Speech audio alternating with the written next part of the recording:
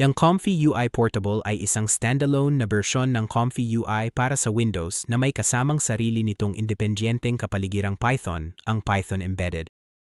Nangangahulugan ito na hindi mo kailangang i-install ng hiwalay ang Python. I-extract mo lang ang mga file at patakbuhin ang Comfy UI. Kasalukuyang sinusuportahan ng portable na bersyon ang parehong NVIDIA GPU at CPU-only systems. I-download ang Comfy UI Portable. Para makapagsimula, ida-download ang pinakabagong bersyon ng Comfy UI Portable mula sa opisyal na pinagmulan. I-download ang opisyal na link ng Comfy UI Portable. Kapag nakumpleto na ang pag-download, gumamit ng file extraction tool tulad ng 7-zip o WinRAR upang kunin ang nakakompress na archive. Komportableng UI istruktura ng portable na folder. Pagkatapos i-extract ang mga file, makakakita ka ng folder na pinangalan ng Comfy UI Windows Portable. Sa loob, ang istruktura ay magiging ganito. Comfy UI, mga pangunahing Comfy UI application file. Python Embedded, built-in na Python environment na kinakailangan para sa Comfy UI.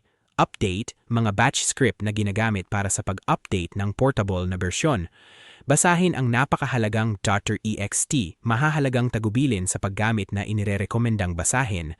Patakbuhin ang CPU BAT upang ilunsad ang Comfy UI gamit ang CPU lamang. Patakbuhin ang NVIDIA GPU BAT upang ilunsad ang Comfy UI gamit ang isang NVIDIA GPU. Paano ilunsad ang Comfy UI?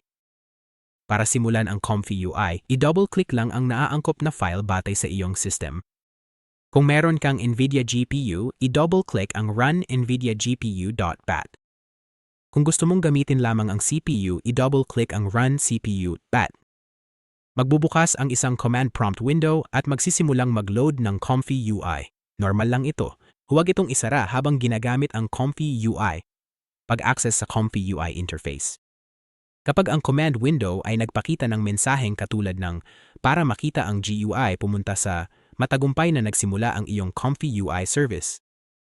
Sa karamihan ng mga kaso, automatikong bubuksan ng Comfy UI ang iyong default na web browser at dadalhin ka rito. Kung hindi ito automatikong bubukas, buksan lamang ang iyong browser ng manumano at i-paste ang address na yon sa URL bar.